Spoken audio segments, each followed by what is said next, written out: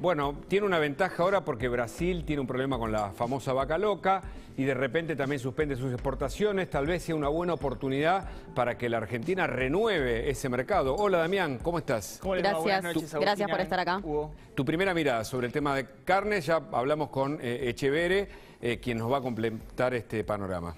Bueno, a ver, tenemos que en principio decir que las medidas de restricciones no fueron las que esperaba el gobierno.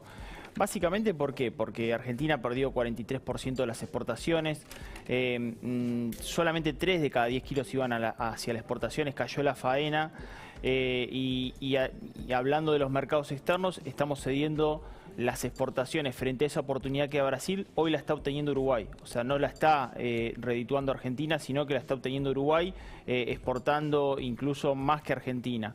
La situación que se da respecto de los precios en el mercado interno, el Instituto de Promoción de Carne Vacuna muestran que algunos cortes se dieron precio en julio y agosto, y esto también ha pasado. Si uno hace revisionismo histórico, tiene que ver que el año 2007, cuando se restringieron las exportaciones, los precios de la carne en el corto plazo tienden a estabilizarse o en algunos casos a bajar, y después termina siendo un gran problema porque no estamos hablando de precios, sino estamos hablando de cantidades.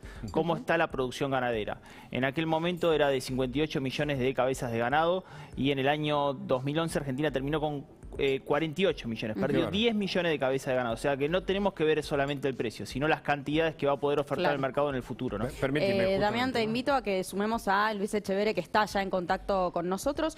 Gracias por este contacto. ¿Por qué el gobierno toma la decisión de finalmente extender esta situación? Es muy difícil poder decir eso, ¿no? Porque es negativo a todas luces, como recién estaba escuchando el informe que está dando tu compañero, es tal cual. Hay una frase que resume todo, que la dieron las entidades, los frigoríficos, los gremios de la carne. Perdimos todos. Con esto perdimos todos. Y como bien expresó la persona que me antecedió en la palabra, esto de que aparentemente bajó un poco el precio en estos días, en aquel momento, cuando se cerró la vez anterior la exportación de carnes, de un día para el otro la carne en el consumo interno subió un 300%. Echeverre. ¿Perdón? No, quería preguntarle, ¿y hasta dónde puede esto prolongarse? Porque de nuevo volvemos a el primer kirchnerismo, la pelea con el campo. ¿Cómo va a influenciar esto en la Argentina que viene si no hay exportaciones? Día a día el perjuicio es mayor, porque, a ver, la mayor influencia es en el inversor. Primero el ganadero, que dice, bueno, yo iba a darle servicio a 200 vacas o a 100 vacas, bueno, lo voy a hacer a 30 o directamente a eso no lo voy a hacer. Claro. También perjudica al del frigorífico, que dice, yo iba a agrandar las cámaras frigoríficas, iba a ir a una feria internacional a vender mi producto, no lo voy a hacer. Perjudica a los trabajadores, que ya en la provincia de Santa Fe hubo 150 despidos. Claro, la gente dice, uy, qué horror los despidos. Bueno, pero si no hay exportaciones, ¿para qué van a estar los empleados? ¿O para qué se va a invertir? ¿O para qué se van a criar más terneros o se van a criar más animales? O sea, toda la cadena se vio perjudicada y también en un mediano plazo, lamentablemente, se va a ver perjudicado el productor. ¿Quiénes se beneficiaron? Bueno, en este caso, claramente, nuestros competidores.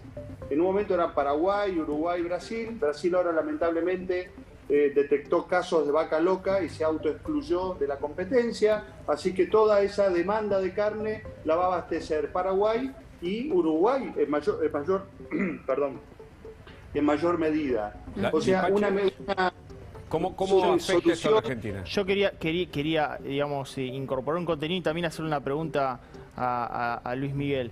En principio, yo lo que quería comentar, que en aquel año, en 2007, Argentina, de acuerdo al salario medio, tenía un consumo. Con ese salario se podían comprar 244 kilos de carne. Ya en el año 2011, al bajar la producción ganadera, ¿en qué terminó? Que con un salario medio podías comprar 166 kilogramos de carne. ¿Qué es lo que estás viendo ahora? Que hoy se está pudiendo comprar 129 kilogramos de carne. Ahora, ¿el problema es el precio de la carne o el problema es el ingreso de los argentinos? Porque el contexto no es el mismo. Entonces acá tenés que analizar lo siguiente, porque si por ejemplo, hoy un kilo asado aumentó 86% interanual, pero la yerba también aumentó 80% interanual, el aceite aumentó también 80% interanual. Entonces, si tenemos que cerrar todos los productos, todas las exportaciones, bueno, no nos comprometamos con los acreedores que lo vamos a poder pagar y que el campo va a ser el fundamento. Ahora, Echeverre, a propósito de esto, ¿Qué es ese?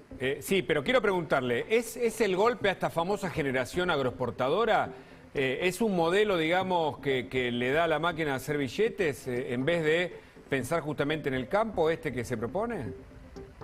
Es no pensar en el campo, no pensar en el país y no pensar en el futuro. Es son determinaciones de un gobierno que vive en el día a día y no le importa nada lo que pueda pasar dentro de 6 meses o dentro de 6 años.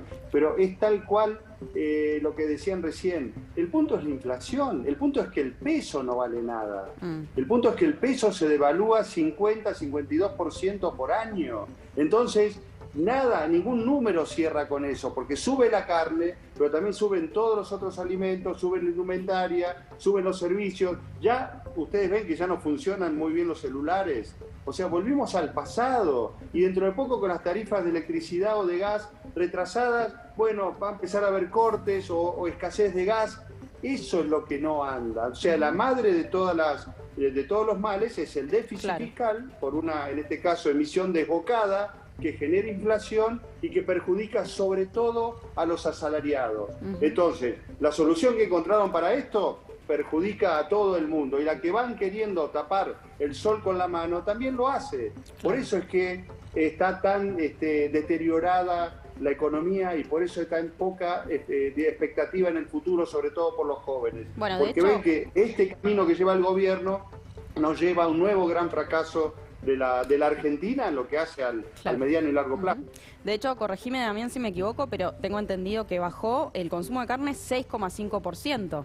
Sí, Digo, ¿por qué sucede esto? Bueno, porque Argentina está teniendo un problema, reitero, de ingreso.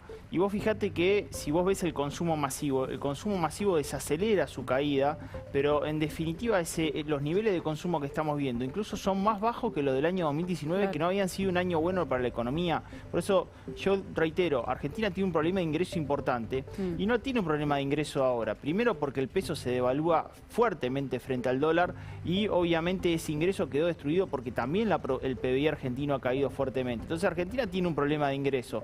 No le podemos endilgar que a los precios de los bienes son en definitiva algo que no está reflejando el nivel generalizado de precio en la economía, ¿no? En definitiva, otros bienes de la economía también están en ese nivel. Yo le quería hacer una pregunta a Luis Miguel. Dale, a para aprovecharlo. Hará un par de meses el Consejo Argentino de Carnes Agroexportador presentó un proyecto al gobierno sobre estímulos y después Matías Culfas presentó también frente a ese consejo una propuesta de incentivos. ¿Cómo ve el campo esos incentivos, ese plan, digamos, agroexportador o ganadero que quedó en la nada, porque por lo menos por ahora no se ha avanzado? Y bueno, vos lo acabás de contestarte la pregunta, quedó en la nada. Y todo, o sea, cada vez se le cree menos, es un gobierno que miente, un gobierno que devalúa la palabra desde el presidente para abajo, lamentablemente. Entonces, permanentemente se comprueba que los compromisos a los cuales que dicen que van a cumplir o las promesas que hacen, a los pocos días se abandonan.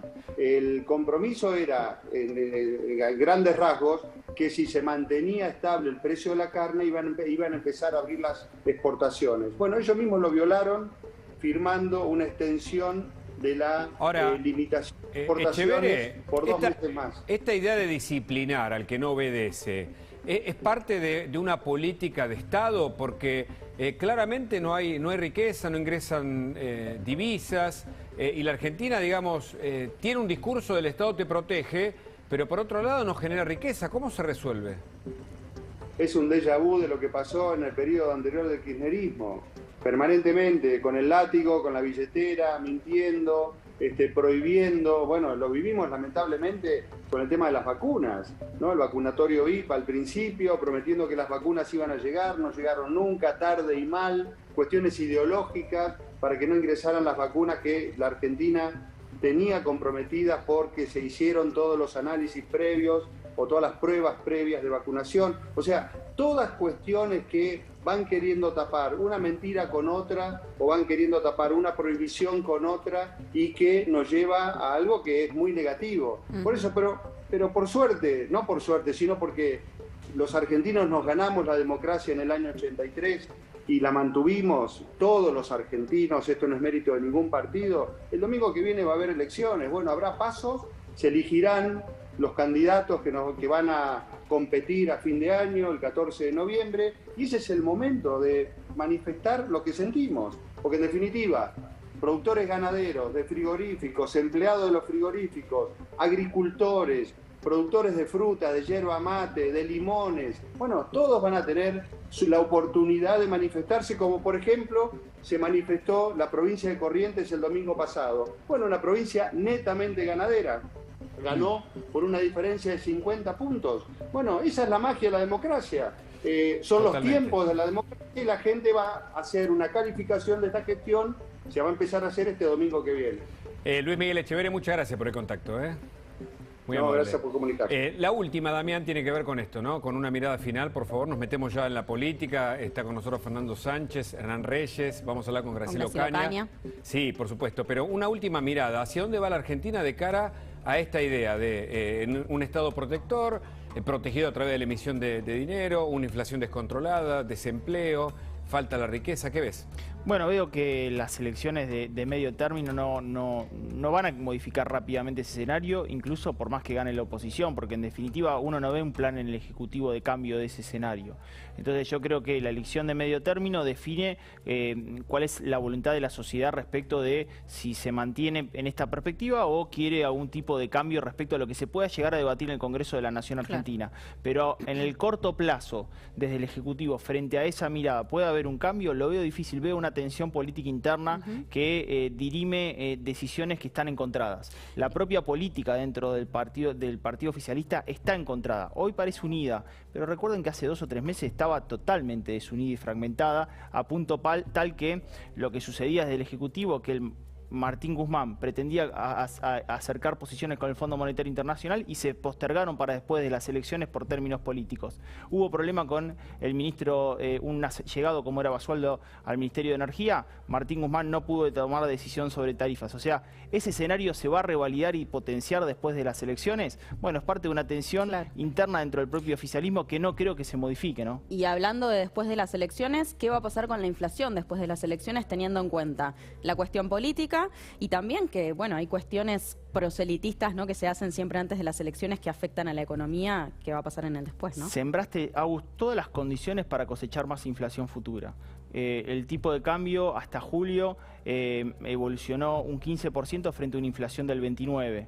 Las tarifas están congeladas y tenés muchos precios reprimidos. A todo eso le tenés que sumar que el año que viene, evidentemente, el gobierno va a acordar con el Fondo Monetario Internacional y hay que ver a dónde termina el tipo de cambio. El gobierno dice que no va a devaluar. El gobierno dice que no va a devaluar. El mercado piensa que va a devaluar y el tipo de cambio estaría a 123 pesos en el mes de febrero. Damián Dipachi, gracias. Siempre es interesantísimo escucharte y tenerte aquí con nosotros en especial domingo. Bueno, nos metemos en la política. Mauricio Macri, que además se sumó, por supuesto, a la campaña de Juntos o de Cambiemos,